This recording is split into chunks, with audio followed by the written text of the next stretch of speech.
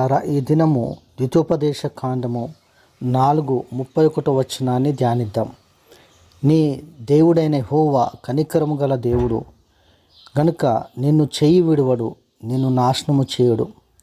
తాను నీ పితరులతో ప్రమాణం చేసిన నిబంధనను మర్చిపోడు.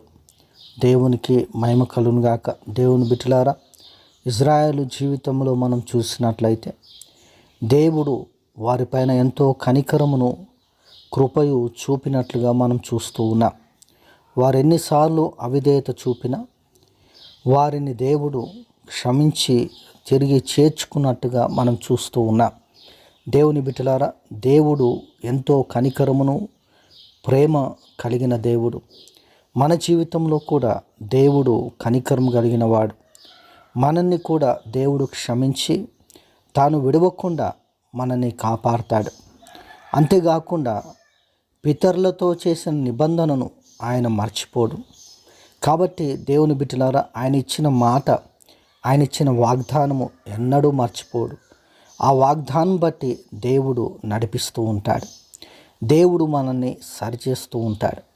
దేవుడు మనల్ని తన పోలికలోనికి నడిపిస్తూ ఉంటాడు.